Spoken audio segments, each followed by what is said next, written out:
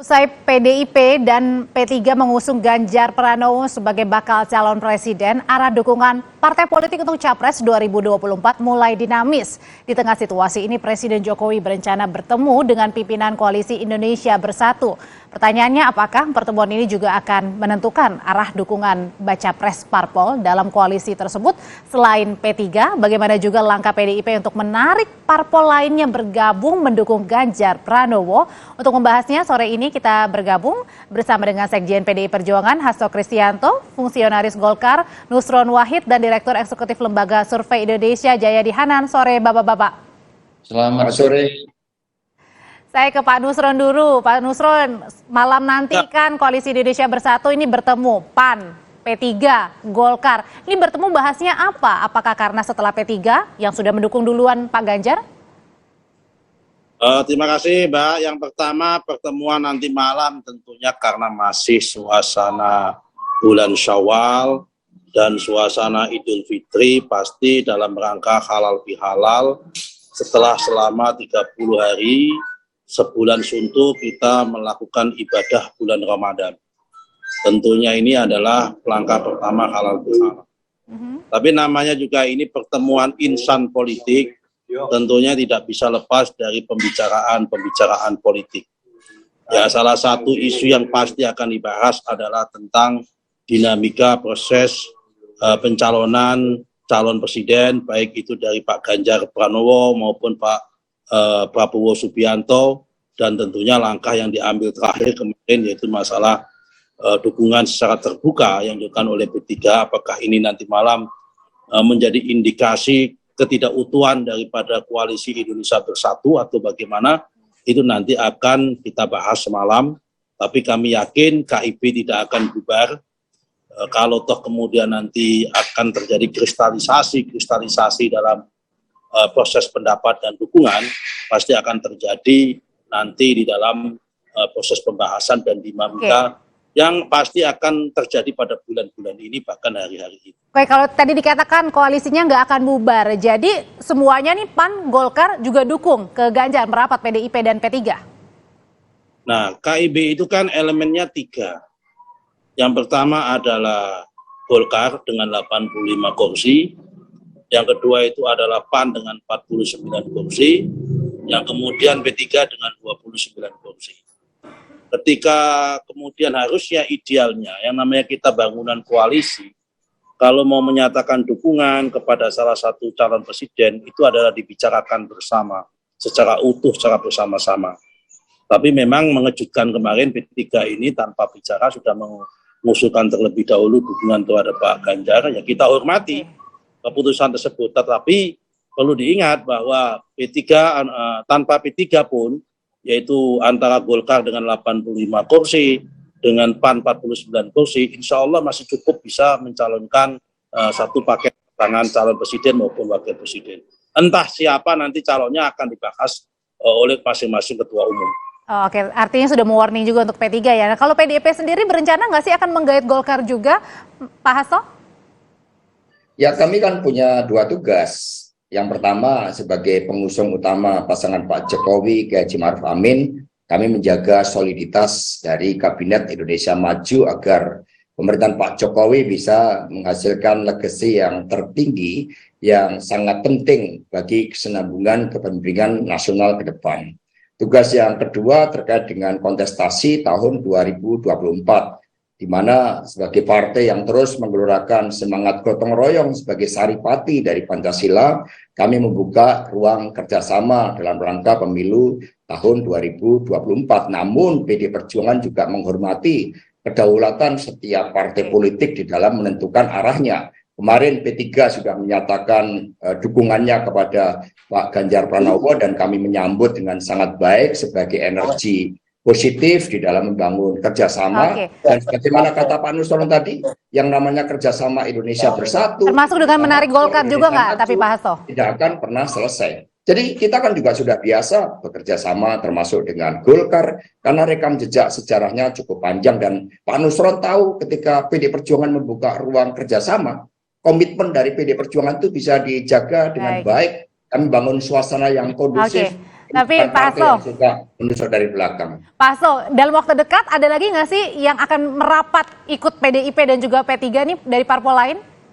Ya, pasti ada. Jadi setelah sebelumnya Hanura, kemudian P3, maka juga minggu depan akan dilakukan pertemuan dengan salah satu partai, kemudian setelah tanggal 14 Mei, pasca pencalonan anggota legislatif juga akan diadakan pertemuan dengan partai lain. Tetapi kami hormati kedaulatan partai tersebut. Setelah segala sesuatunya matang, maka partai tersebut akan mengumumkan sesuai dengan mekanisme internal partainya. Berarti artinya sebelum menarik ke parpol lain untuk bergabung bersama PDIP dan P3, makanya tadi pagi Pak Jokowi bertemu dengan Bu Mega, Pak Hasto. Ya, pertemuan tadi pagi kan silaturahim dalam rangka Idul Fitri, berhalal bihalal, saling maaf-memaafkan, itu kan kultur kita yang sangat bagus. Bahwa tadi memang sempat juga disinggung pasca pengumuman dari Bu Mega pada tanggal 21 April, kemudian kedua pemimpin tersebut juga membahas dinamika setelah pengumuman dan juga berbicara banyak tentang keluarga. Ibu Mega juga cerita tentang Mas Prananda Prabowo, tentang Mbak Puan, juga menanggapi cucu Pak Jokowi, Mas Yan Etes yang memang luar biasa. Oke, Pak Hasto tadi kan nyebut nih kata soal koordinasi. Nah, koordinasi yang dimaksud Pak Hasto dan PDIP ini untuk cawapresnya atau koordinasi saling antar parpolnya? Ya, koordinasi ya semua aspek.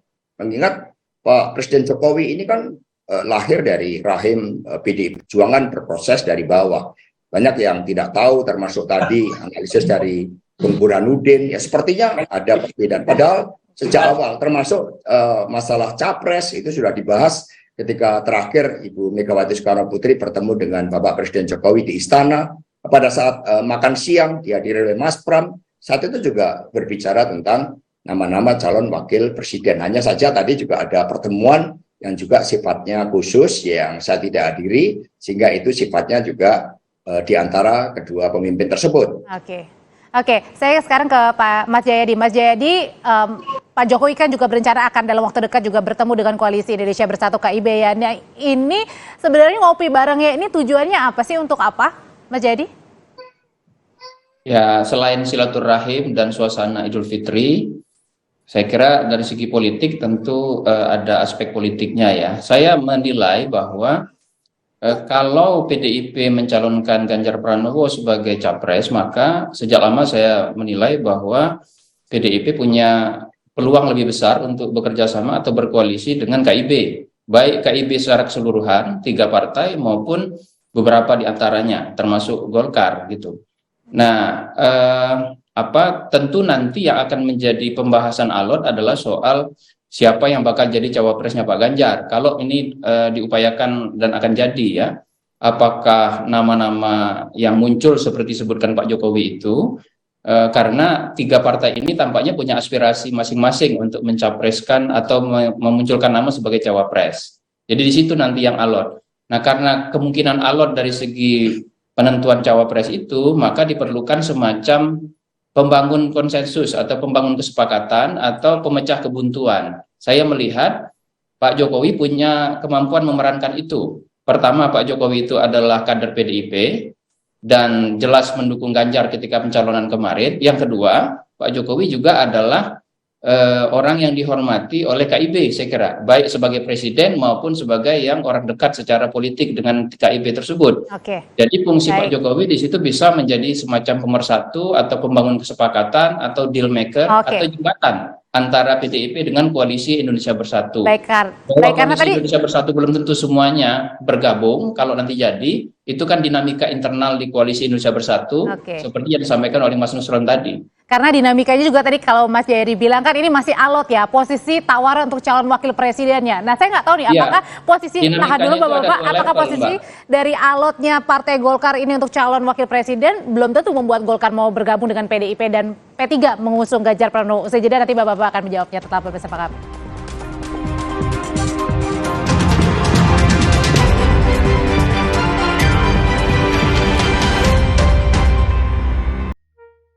Kok gambarnya gini sih?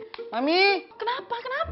TV kita banyak semutnya gini, kamu naruh gula ya di situ ya? Menurut Papi, Mami yang bikin ini TV banyak semutnya. Aduh, ada apa ini ribut-ribut? Kenapa? Tadi tuh kita nyalain TV, tiba-tiba gambarnya banyak semutnya tuh. Jadi kalian tuh masih menyaksikannya siaran analog TV ya, bukan digital? Jika pesawat TV kamu sudah digital ready, cukup pilih tombol menu pada remote TV. Kemudian pilih setting, pilih saluran, lalu auto scan. Mudah bukan? Dengan menggunakan saluran digital, Anda bisa menyaksikan program-program terbaik Kompas TV dengan kualitas gambar serta suara yang lebih tajam serta jernih.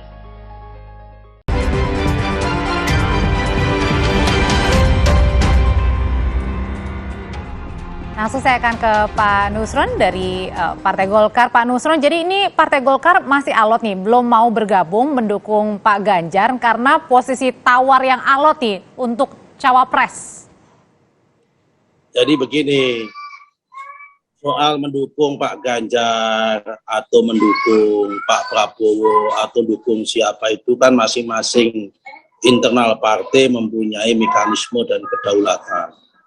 Sebagaimana tadi yang disampaikan oleh Pak Hasto, dan masing-masing kita menghormati. Keputusan Munas dalam Golkar itu memutuskan Pak Erlangga menjadi calon presiden. Kalau nggak berhasil menjadi calon presiden, maka diserahkan sama DPP, sama Ketua Umum Partai untuk menentukan kemana arah dukungannya. Bisa jadi menjadi calon wakil presiden. Itu adalah keputusan daripada Munas Partai Golkar. Jadi maksudnya adalah posisi tawarnya adalah cawapres Pak Erlangga. Kalau tidak. Nah, sekarang soalannya adalah tentunya kita belum bicara masalah posisi cawapres. Kita masih bicara dulu bagaimana mengamankan keputusan Munas Golkar dulu sampai titik-titik tertentu, sampai ada peluang. Saya kira peluang untuk mencalonkan Pak Erlangga itu belum tertutup. Ini kan kita tidak bicara bagaimana masalah indeks daripada lembaga survei dan sebagainya, tapi kan masing-masing partai ini mempunyai mekanisme internal dan masing-masing taat terhadap keputusan masing-masing internal partai terlebih dahulu. Tapi kalau suara dari daerah dan juga pimpinan DPC, misalnya DPD, suara kader. Nah, suara kader intinya menghendaki supaya apapun keputusan yang diambil ada representasi dari Partai Golkar yang bisa tampil menjadi calon presiden atau wakil presiden. Itu adalah suara pencerminan dari daerah dan dari tingkat kabupaten maupun akar rumput. Kenapa? Karena tentunya ada kebanggaan tersendiri kalau suatu partai itu mengusung kadernya untuk menjadi tampil sebagai calon presiden maupun calon wakil presiden. Saya kira PDIP pasti juga mempunyai langgam-langgam seperti itu dan hampir semua partai mempunyai langgam seperti itu. Tetapi sekali lagi, ini adalah proses yang tidak harga mati. Ini adalah momen-momen untuk saling berdialog, momen untuk saling berkomunikasi, bercocok tanam, bercocok tukar pikiran. Dan saya kira kita dengan PDIP bukan suatu menjalin kerjasama dengan PDIP hal yang tabu maupun hal yang tidak pernah punya pengalaman. Kita merasa nyaman berhubungan dengan PDIP selama 10 tahun ini. Karena itu bukan berarti kita akan harga mati, tidak. Tetapi memang ini adalah proses yang harus kita lalui, masing-masing mempunyai keputusan dan keputusan internal yang harus kita amankan terlebih dahulu. Oke, saya akan langsung tanya ke Pak Hasto nih. Pak Hasto, tadi kalau Golkar menginginkan posisinya cawapres, misalnya kalau mau Golkar ikut bergabung dengan PDIP, ini disetujui nggak, Pak Hasto? Ya, kami hormati terhadap sikap politik dari Partai Golkar, karena kita ini partai yang sudah kenyang dengan asam garam politik, partai yang membangun mekanisme disiplin sesuai dengan tingkatan keputusan partai, sehingga akan disampaikan oleh Pak Nusron tadi kami hormati, tetapi dalam spirit membangun kerjasama di dalam sistem presidensial yang menempatkan rakyat sebagai pemegang kedaulatan tertinggi, ya kami membuka ruang kerjasama, dan Pak Nusron tadi sudah menyatakan kerjasama dengan PD Perjuangan itu kami kokoh di dalam menjaga etika politik, membuat mitra itu merasa nyaman karena kami diajarkan oleh Ibu Megawati Soekarno Putri untuk berpolitik dengan memegang teguh etika politik, memegang kerjasama. Contohnya sekarang, meskipun PD Perjuangan sudah memiliki calon presiden, Golkar berdasarkan keputusannya juga memiliki calon presiden, posisi di dalam pengusung Pak Jokowi Haji Ma'ruf Amin tetap kami bangun soliditas di di dalam membangun legacy dari Bapak Presiden Jokowi. Nah, tapi kalau tadi Pak Nusron bilang mungkin posisi calon wakil presiden misalnya, seberapa mungkin sih misalnya PDIP peluangnya untuk menerima calon wakil presidennya dari Partai Golkar yakni Pak Erlangga? Sebenarnya kalau kita lihat dari pertemuan pada saat Bapak Presiden Jokowi bersama Ibu Megawati Soekarno Putri di Istana Merdeka saat itu sudah juga dilakukan beberapa pembahasan terhadap berbagai opsi. Tugas kami tentu saja terhadap apa yang sudah Bapak Presiden sampaikan pada saat sholat Id bersama dengan Bapak Ganjar Pranowo, itu kan juga ada berbagai nama. Itu kemudian kami lakukan kajian-kajian secara dinamis, aspek kesesuaian antara calon presiden, calon wakil presiden, kemudian chemistry di dalam mengemban tugas sebagai pemimpin nasional ke depan. Kalau Pak Erlangga, Pak Hasto? Yang tidak mudah. Dan kemudian dari situ para ketua umum lah, dan tentu saja Ibu Mega bersama dengan Pak Jokowi akan melakukan pengerucutan dan kemudian dikomunikasikan. Karena hal ini pernah terjadi pada tahun 2014, 2019 dan tidak ada sebagaimana tadi dibayangkan proses deadlock, proses negosiasi yang sangat alot, semua mengalir karena kami percaya bahwa di antara para pimpinan partai politik juga memahami bagaimana itu kehendak rakyat, bagaimana kepentingan bangsa dan negara dikedepankan. Oke, kalau ke Mas Jadi kalau misalnya kalau tadi posisi cawapresnya dibolehkan oleh PDIP dari Golkar, berarti kan artinya Golkar akan merapat. Tapi kalau sebaliknya tidak ketemu nih win-win solutionnya, apa yang terjadi di koalisi ini?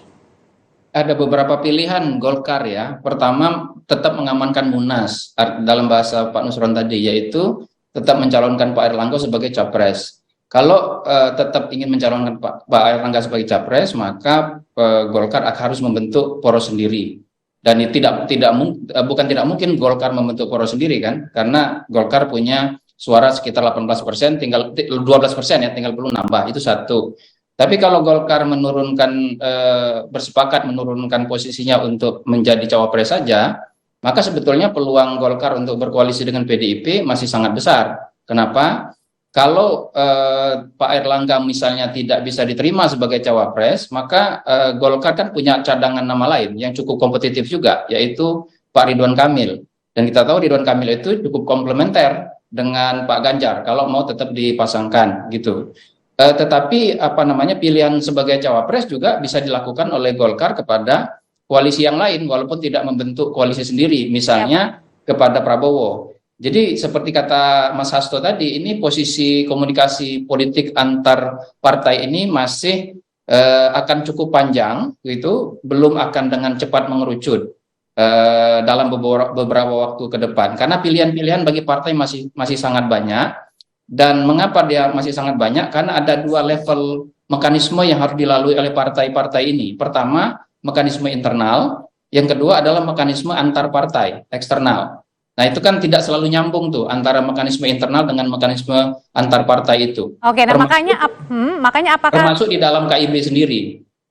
Oke, termasuk di dalam KIB sendiri, makanya Pak Jokowi juga ngajak ngopi bareng. Sebenarnya ngajak ngopi bareng Pak Hasto ini karena atas tugas dari Bu Mega kah? Pak Jokowi mengajak ngopi bareng koalisi? Ya ini kan tradisi positif di antara para pemimpin kita di tengah berbagai kontestasi 2024, kemudian bisa saling berdialog. Ini merupakan hal yang sangat positif. Yang jelas apa yang terjadi dalam dinamika politik nasional, Ibu Megawati Soekarno Putri dan Bapak Presiden Jokowi terus melakukan dialog karena bagaimana juga kesinambungan kepemimpinan ke depan itu sangat penting. Tapi ngopi barengnya ini juga berdasarkan tugas kah juga dari Ibu Mega, Mas Hasto? Ya berdasarkan kesadaran bersama bahwa di antara pemimpin memang harus saling bertemu, berdialog, dan kemudian ini bagian dari suatu konsolidasi menjelang Pilpres 2024 dan ini biasa terjadi. Dulu 2019 juga dilakukan hal yang sama, terjadi konsolidasi hingga mengerucut nama capres dan cawapres. Oke, kalau gitu sebenarnya apa sih tujuan yang dilihat dari Mas Jayadi sendiri ketika Pak Jokowi ini mengajak ngopi bareng? Sebenarnya kan bisa aja dilakukan oleh Mbak Puan misalnya. Iya, saya kira kan ada dari PDIP, pertama kan PDIP sudah memberikan sinyal tidak akan maju sendiri dalam Pilpres atau akan bekerja sama atau akan berkoalisi dengan partai lain. salah satu potensi untuk kerjasama itu kan atau koalisi itu dengan KIB, baik dengan KIB secara keseluruhan atau bagian dari KIB itu. Nah, posisi Pak Jokowi tentu saja sebagai kader PDIP dan orang yang dihormati oleh KIB, baik masing-masing partai maupun KIB secara keseluruhan, itu kan bisa menjadi jembatan untuk memperlancar komunikasi itu. Saya kira Pak Jokowi masih berupaya untuk menyatukan antara PDIP dengan KIB. Cuma memang kan tidak perlu proses, tidak langsung ujuk-ujuk bisa gitu. Karena kenapa begitu? Karena yang punya aspirasi untuk menjadi cawapres kan banyak. Kemungkinan ada Pak Erlangga dan Ridwan Kamil dari Golkar, kemungkinan ada Pak Erick Thohir yang diusung oleh PAN, kemungkinan juga ada Sandi Uno dan Erick Thohir yang kemungkinan diusung oleh P3. Jadi itu kan harus disatukan terlebih dahulu supaya ketemu seperti kata Mas Hasto itu. Oke, karena yang saat ini masih diperbincangkan adalah posisi tawar untuk cawapresnya ya. Terima kasih Mas Jayadi, terima kasih Pak Hasto, terima kasih Pak Nusron Wahid. Sehat selalu, sampai ketemu lagi Bapak-Bapak. Terima kasih. Setelah ini saudara, kami punya informasi di Kompas Petang. Ini diantaranya adalah ada 110 warga negara Indonesia yang dievakuasi dari Sudan. 110 warga negara Indonesia ini sempat terjebak dalam situasi perang saudara di Sudan.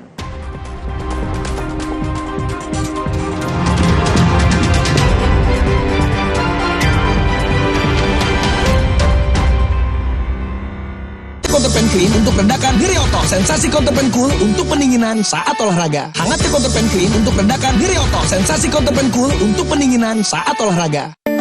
Kemasan paket duo Counterpan. Beda kegiatan, beda masalah, beda Counterpan-nya. Kemasan paket duo Counterpan. Harga hemat. Harga hemat, dapat dua manfaat. Hangatnya Counterpan Clean untuk redakan nyeri otot. Sensasi Counterpan Cool untuk pendinginan saat olahraga. Luwak White Coffee mengucapkan Selamat Hari Raya Idul Fitri. Luwak White Coffee mengucapkan Selamat Hari Raya Idul Fitri. Luwak White Coffee mengucapkan Selamat Hari Raya Idul Fitri. Ngopi di rumah aja bersama Tarik Malaka. Ngopi dulu yuk. Ini baru kopi Tarik asli. Luwak White Coffee mengucapkan Selamat Hari Raya Idul Fitri. Duh, susah banget dibersihin. Hai Bu, boleh pakai toiletnya? Sudah cukup bersih belum ya? Pembersih lantai buat lantai. Pindah ke cara baru. Harpic, formula lebih kental, menghilangkan noda dan kerak dengan lebih mudah, 10 kali lebih bersih. Ingat toilet, ingat Harpic. Rumah beres, kerjaan beres. Lee Min Ho, Roma Kelapa. 수고했어요. 비스킷 너무로 사또, 운특 2번 너무로 사또. 맛있다. Apalagi kalau dicelup.